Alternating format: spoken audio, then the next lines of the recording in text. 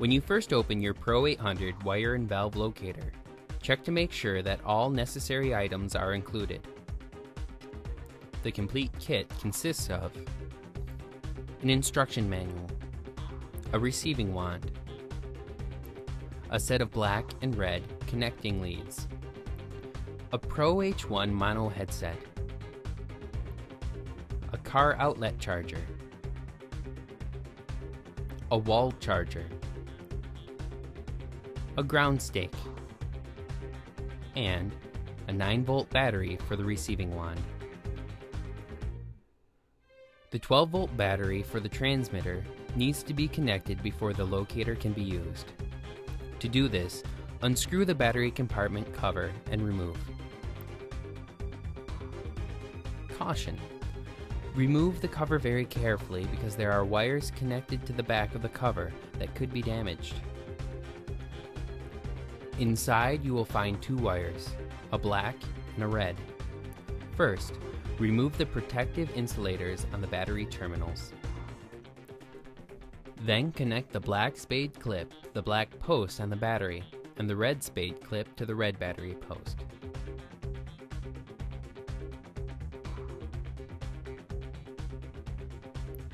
Replace the cover.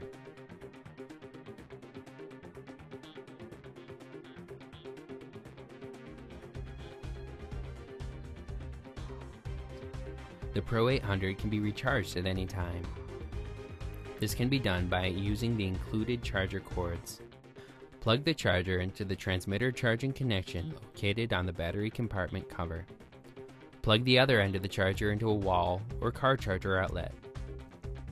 It may take up to 5 hours to recharge a completely drained battery. There are marked LED lights on the transmitter indicating power on and low battery. The low battery indicator LED will light when the battery power has been diminished. The light will illuminate at approximately 10 volts, and as the power gets weaker, the LED will continue to dim. A 9-volt battery is also included for the receiver. To install this battery, remove the battery compartment cover located on the back top portion of the Pro800 receiver.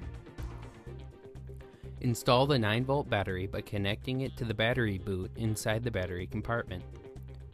Don't yank or pull hard on the battery boot.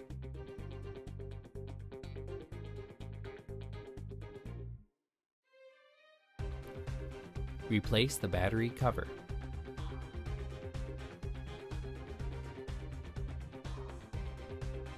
To test that the batteries have been installed correctly, turn each unit on. LEDs will light on both if the batteries have been connected correctly.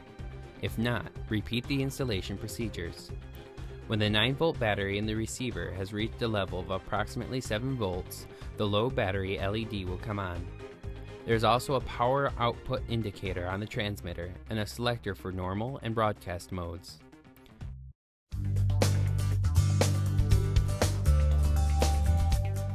Before connecting the ground, make sure the transmitter power is off.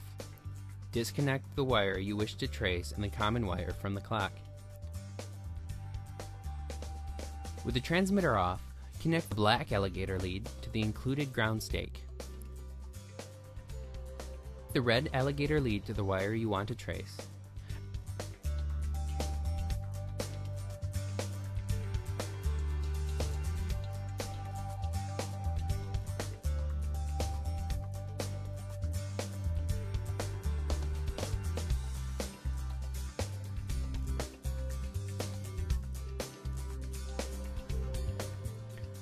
Insert the ground stake into the soil perpendicular to the path of the wire and as far from the transmitter as possible. Do not use common grounds such as pipes or electrical grounds unless you have no other choice.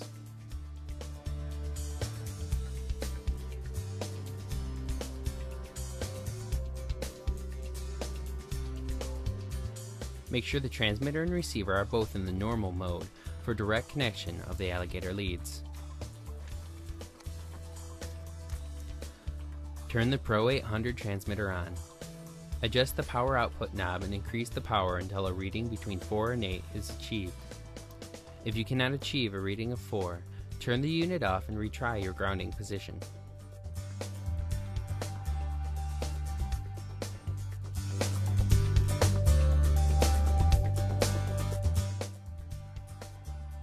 Turn on the Pro800 receiver by turning the volume knob on the front of the wand. Place the receiver near the operating Pro800 transmitter. And now you are ready to use the Pro800. A beeping sound should be heard indicating that the receiver is working properly. A high-pitched tone could indicate that you are too close to the receiver or your batteries are low.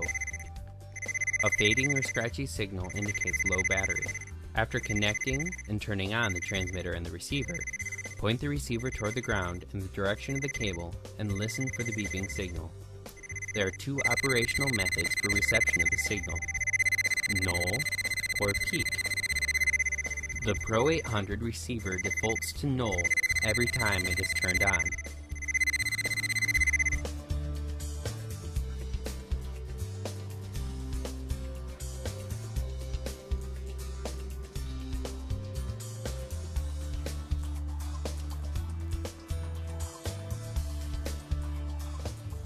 The volume control on the front of the receiver controls the volume for both the headphones and the external speaker. The analog meter on the front of the receiver will indicate the reception level visually.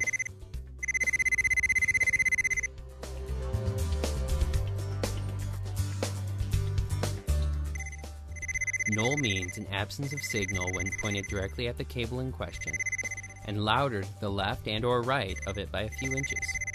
In the null mode, as you approach a wire, the signal will intensify. If you are slightly to the left or right, the signal will be loudest, but pointing the receiver directly at the cable produces virtually no sound. In this way, you will know the exact location of the wire or cable being traced. Peak means the opposite, that the signal is loudest over the cable. You may select which mode suits you best.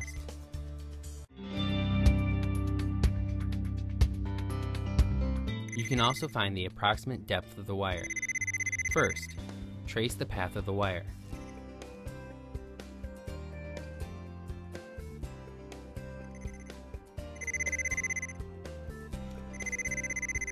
Then step to the left or right of the wire path and hold the receiver at a 45-degree angle, pointing towards the wire. Find the angle that produces the null signal and use that angle along with the wire position to triangulate an approximate depth.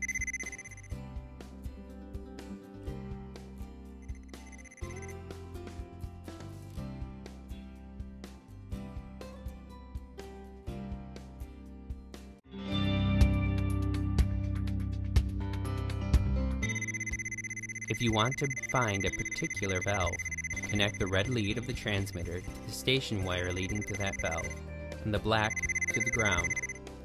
Connect the Pro800 and begin. When you reach the point where a valve or solenoid is located, the signal will expand to an approximate 2 to 4 foot area of signal. This is your indication that you are over a valve or solenoid.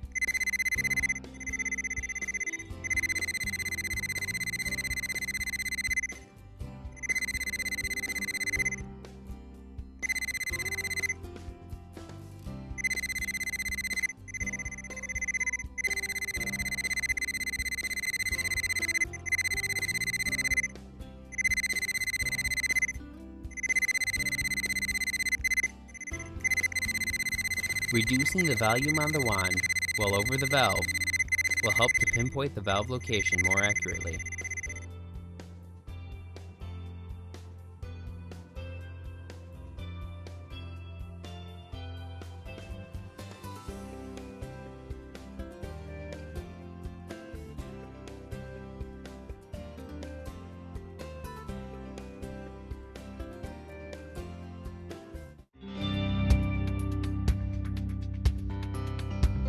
Broadcast mode is different from using the direct method of connection.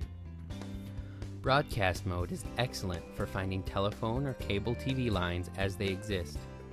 Broadcast mode uses an inductive antenna located in the transmitter case to broadcast a signal around the case to an approximate 25-foot radius in all directions. Place both the transmitter and receiver in the broadcast mode by selecting Broadcast on the selector switch.